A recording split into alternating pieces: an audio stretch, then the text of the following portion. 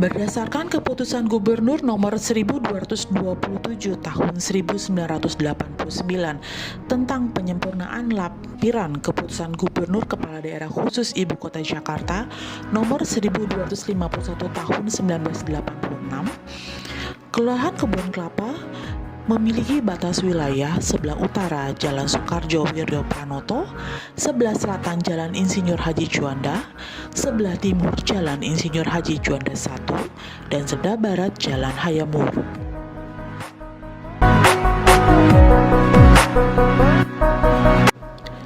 Jalan Insinyur Haji Juanda di Jakarta dinamakan demikian untuk menghormati Insinyur Haji Juanda Kartawijaya, seorang pahlawan nasional Indonesia. Sebelumnya, jalan ini bernama Jalan Nusantara yang merupakan bagian dari Kanal Barat Sungai Ciliwung dan Benteng. Jalan Insinyur Haji Juanda memiliki panjang 1,2 km. Wisata kuliner Pecenongan telah berdiri sejak tahun 1970-an. Hingga hari ini, kawasan ini masih dikenal sebagai pusat wisata kuliner di Jakarta. Stasiun Juanda pada awalnya merupakan halte kecil yang diresmikan pada tanggal 15 September 1871 yang dinamakan mengikuti jalan raya yang terletak di dekatnya, yaitu Jalan Insinyur Haji Juanda.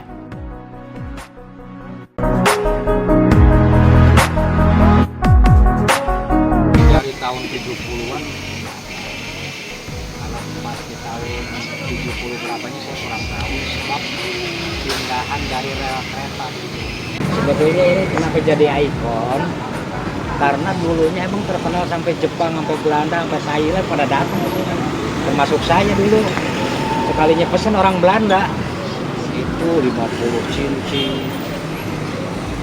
Jadi orang Belanda itu kebanyakan senangnya itu handmade tangan, buatan tangan, nggak mau mesin. Sekarang untuk pembangunan berkelanjutan ini sedang digalakan. Karena apa? Jakarta di kota kita itu bukan diproyeksikan, jadi ditargetkan di tahun 2045 itu masuk dalam 50 kota-kota global. Sekarang posisi Jakarta itu di 70-an, di urutan 70-an dari sekitar 100-an kota di seluruh dunia. Salah satunya adalah pembangunan berkelanjutan, penilaiannya. Kan ya biasa kalau penilaian ada banyak-banyak. Salah satunya adalah pembangunan berkelanjutan. Itu jadi makanya sekarang di Jakarta sudah digalakan yang seperti ini, pembangunan berkelanjutan. Next, aspeknya apa aja? Itu ada 3. Yang pertama ekonomi, kedua sosial, dan ketiga ekologi atau lingkungan.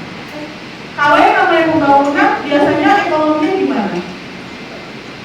Makin bagus apa makin jelek? Kalau pembangunan makin bagus, masyarakatnya makin bagus atau makin jelek? Ya makin bagus ya, dari pendidikannya, dari kesejahteraannya. Tapi satu hal yang biasanya dilupain yaitu aspek lingkungan. Kenapa? Kita bisa lihat, ada yang udah pernah ke Bantar Gebang? Di Bantar Gebang gimana? Sampahnya kayak bukit. Sekarang itu ketinggian sampah yang sudah di 48 meter. Bayang? Nanti kemungkinan itu dia tuh cuma bisa sampai di 50 meter. Itu tahun depan sudah nyampe. Karena apa? Setiap hari sampah kita di Jakarta itu ada 7.000 ton yang diantar ke Bantar Gebang. Bayangkan kalau Bantar Gebang udah nggak bisa nampung sampah, itu gimana? Sampahnya Jakarta kan dibawa kemana? Udah nggak tahu lagi kan? Apa jangan-jangan malah mengikuti kita? Kalau banyak sampah jadi apa? Penyakit. Ya, dalam kesehatan ya Bu ya? Nyambung kan kita? Dia kalah. Itu. Jadi makanya kenapa lagi menekankan pembangunan berkelanjutan itu seperti itu. Kita tuh harus sayang dengan lingkungan. Kenapa? Buat anak cucu kita. Karena kan mereka masih akan hidup terus. Ya kalau kita mah udah camat semua kalau mati ya mungkin ya ya kayak saya mungkin masih dikasih ya bonus ya 30 tahunan lagi lah, tapi kan saya masih punya anak. Ibu juga begitu kan, ada yang punya cucu yang mungkin masih baru lahir, nggak mau kan pada saat mereka di usia 30-40 lingkungannya udah susah gitu kan ya. Nah itu ada banyak gambar. Yang pertama pengendalian pencemaran. Pencemaran ada air biasa, udara, limbah B3. Limbah B3 tahu? Misalnya nih gampangnya baterai. Batu baterai itu termasuk limbah B3. Itu yang paling gampang, makanya kalau buang baterai nggak boleh sembarangan. Gitu. Sebenarnya sih semua sama, kalau semua limbah nggak boleh sembarangan. Tapi limbah B3 itu termasuk yang seperti itu. Next, perlindungan dan konservasi ini terkait dengan sumber daya alam. Sumber daya alam itu kan terbatas ya. Misalnya kayak air. Sekarang Jakarta boleh pakai air tanah kan? Kenapa?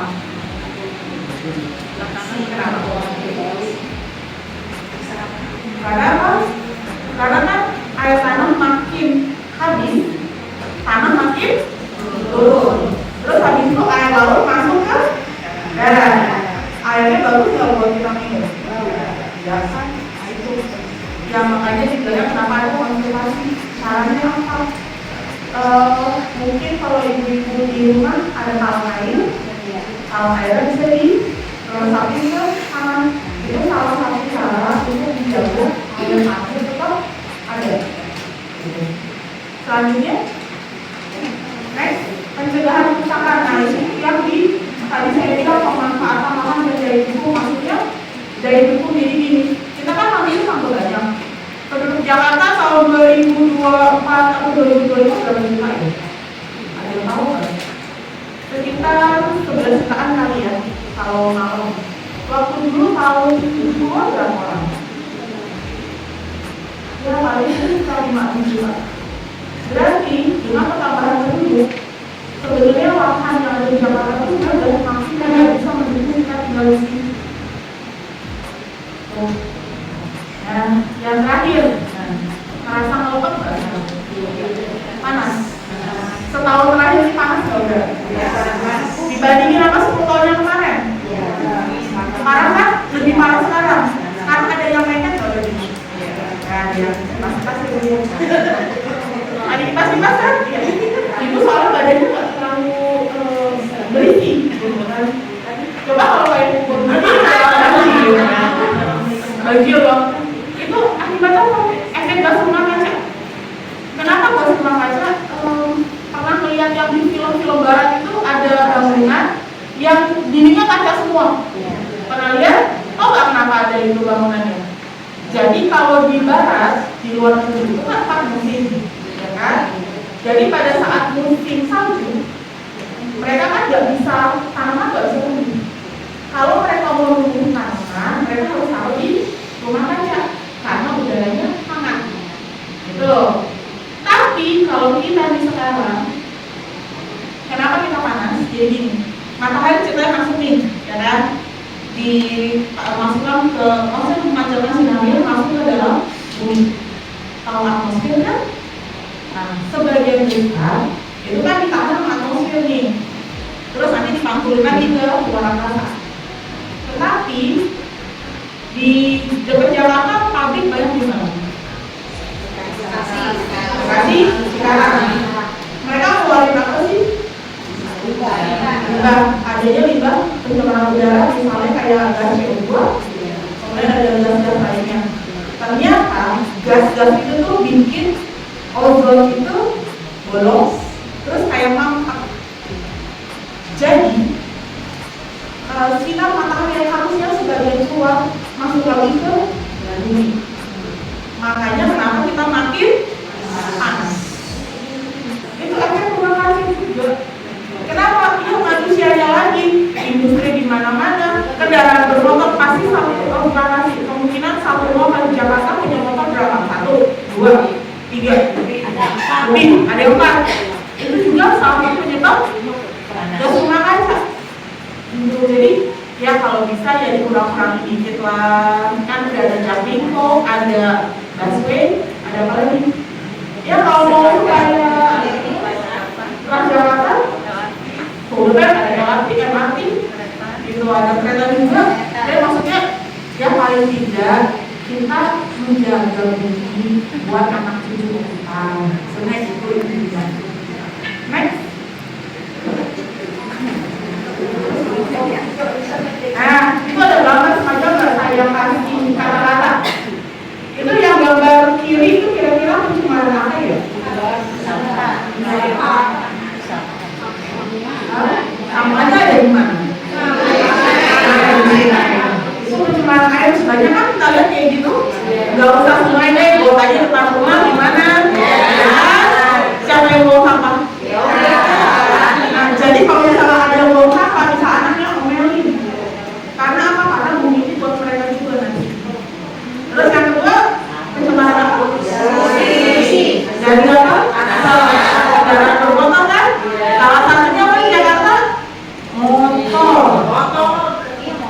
Coba lihat deh, kita lihat di lampu merah nih, yang banyak motor atau mobil. Emang orang Jakarta pada males kayak jauh ya? Mahal sekali ya. Jadi coba dikurangi sedikit-sedikit. Yang selanjutnya ini. Nah, yang itu apa dulu? Pakai juga. Itu namanya tuh pencemaran tadi yang berbeda yang berarti jadi pada saat di kumpul pada zamannya tetap harus pakai baju itu kayak APD waktu zaman COVID gitu. Nah itu kenapa? Karena kan berbahaya ke orang sekitar kita. Jadi makanya penanganan harus seperti itu. Nah, ini yang pasti pada pernah dengar. Coba dibaca, siapa yang mau baca?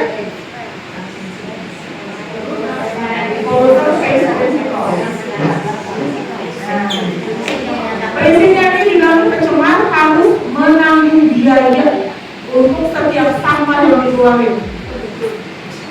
Mau nggak bayar? Tuh kan nggak mau bayar tukang sampah 4.000 mau nggak? Jangan bayar. Itu adalah tukang sampah, tapi kalau belum sampah mau bayar ya. Misalnya nih,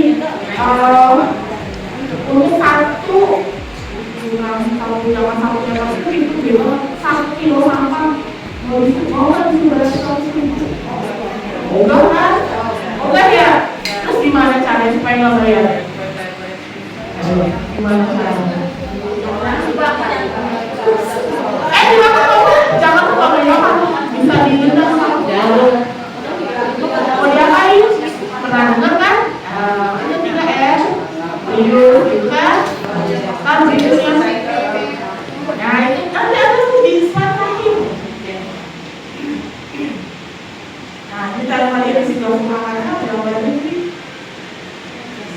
Kan bilang itu di mana panas matahari sama perangkap di bumi yang menyebabkan pemanasan global. Oh satu lagi karena ini gas rumah kaca air laut itu meningkat ketinggiannya. Kenapa?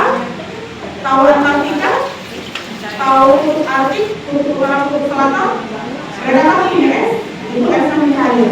Es yang mencair mengalir kalau jadinya permukaan laut naik. Nah, lihat ibu-ibu, Indonesia penyumbang emisi gas rumah kaca terbesar ke-8 di dunia, bukan di Asia, tapi di dunia. Kenapa? Lihat aja dong, Jakarta, kota besar Jakarta macet. Banyaknya apa? Mobil motor, segala macam. Kemudian yang macet lagi di mana? Di Surabaya macet bu. Banyak pasti motor, mobil. Bandung juga, apalagi pada Sabtu Minggu. Lihat kan Sabtu Minggu Bandung. Kalau Sabtu Minggu saya ngomong Bandung kenapa? Macet udah sampai Bogor, kayak Puncak. Sampai Puncak jangan sampai Bogor, lebay kawan. Jangan. Saya itu orang Bogor aja pada Sabtu Minggu saya harus keluar kan orang Jakarta harus ke Bogor.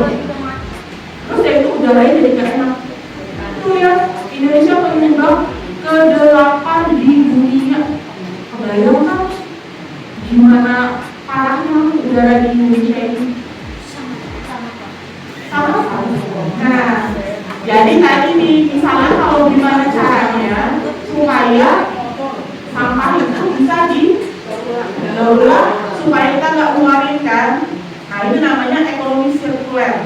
Kedengarannya kayaknya serem banget ya. Padahal intinya gini, ekonomi sirkuler itu gimana caranya kita dari yang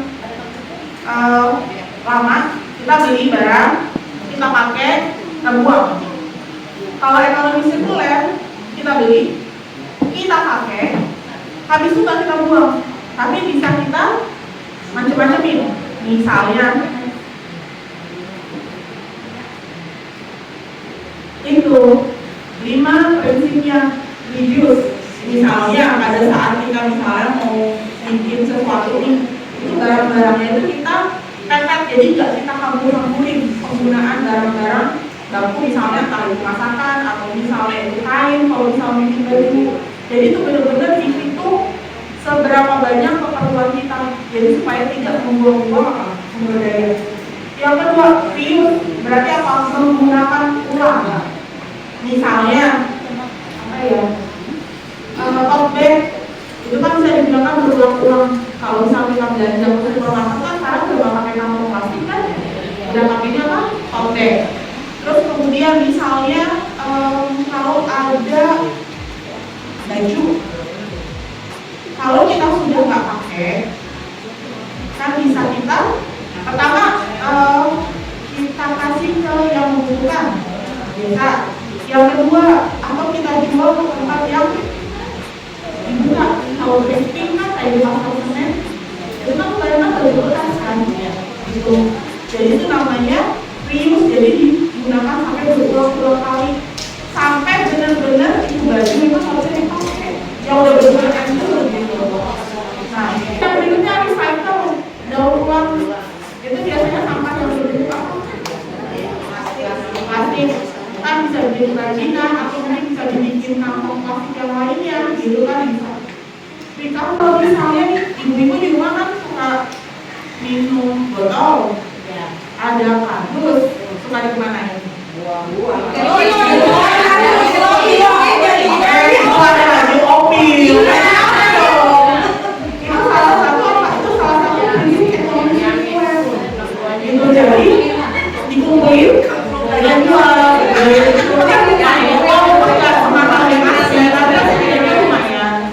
Nah, karena nanti dari sana nanti ada yang ngambil lagi. Kenapa?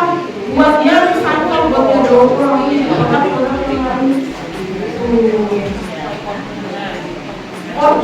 Formula yang di bawah lihat yang kerjaannya Pak Hadi, yang warnanya hijau, total putih dan merah. Itu salah satu cara memakai. Sebenarnya jadi limbah tuh galon, tapi dipakai lagi, kira-kira seperti itu. Sampai dia nggak bisa dipakai lagi, udah buang. Sebenarnya saya ingin mengajak ibu-ibu mulailah untuk bijak dalam apa pada saat membeli barang.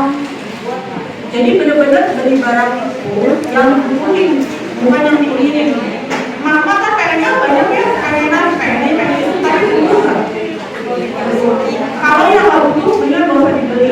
Kan ada misalnya gini, kalau misalnya kita sudah meminjam barang 3 kali, itu berarti kita butuh barang itu, baru kita beli. Tapi misalnya ternyata tanpa barang itu pun kita masih bisa hidup, masih bisa kerja, masih bisa ngasuh anak, berarti barang itu nggak terlalu butuhin. Jadi dari kita aja, mama-mama kan ada suami, ada orang tua, ada mertua. Kita kan ngomongnya lebih enak ya dibandingkan kalau saya ngomongnya ke bapak-bapak. Kalau bapak-bapak yang belanja terima kasih atas belanjanya. Wassalamualaikum warahmatullahi wabarakatuh. Dari tahun 2000 pun saya menjalankan usaha ini. Untuk yang bisa per hari itu bisa dapat 50 kilo sampai 100 kilo dari jenis kertas, koran, botol aqua maupun ember-emberan itu. Kurang lebih bisa 50 kilo sampai 100 kilo per harinya.